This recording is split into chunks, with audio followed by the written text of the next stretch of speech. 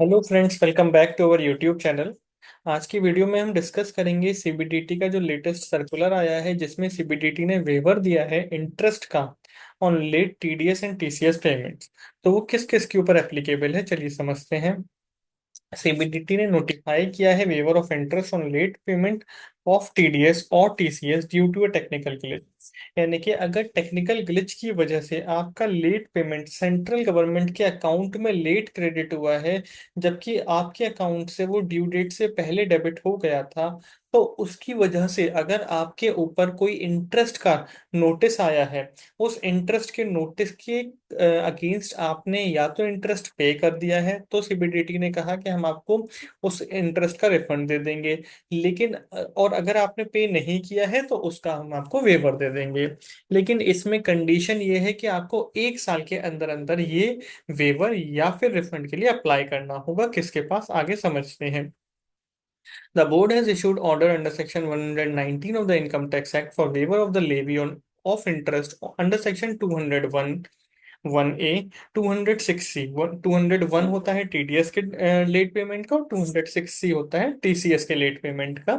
तो section 20 of the Income Tax Act provides for the levy of interest on account of failure to deduct or pay the deducted tax to the credit of central government by the deductor.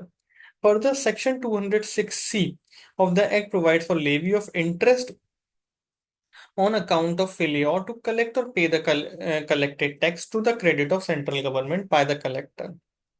Reason behind the waiver हमने आपको बताया कि भाई technical glitch की वजह से आपका कोई लेट पेमेंट रहा। Representations have been received by the board that while making payment of TCS or TDS to the credit of central government as per section 200 and 206C, taxpayers have encountered technical glitch. Because of that glitches, while the payment is initiated by the taxpayer and the amount are debited from their bank on or before the due date, the actual credit to the central government is done after the due date. In such cases, notices has been received.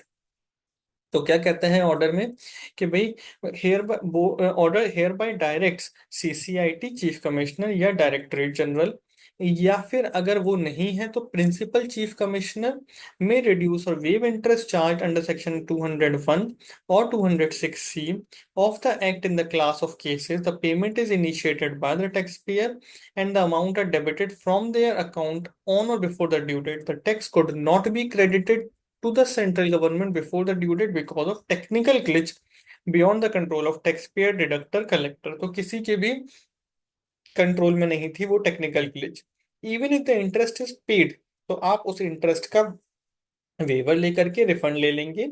The board has clarified that no waiver application और refund application shall be entertained beyond 1 year from the end of the financial year for which interest और under section 201 और 206C of the act is charge. तो 1 साल के अंदर अंदर आपको waiver की एप्लीकेशन या रिफंड की एप्लीकेशन देनी होगी। Conclusion, summary of the circular हमने आपको बताया है, उसका इम्पैक्ट बताया। अब आप tax payer, as a tax payer you must avail the benefit of the waiver scheme and take the refund if the interest has already been paid. You may also subscribe to our YouTube channel at the rate Personal Tax to get notified of the content on personal tax and personal finance. Thank you very much.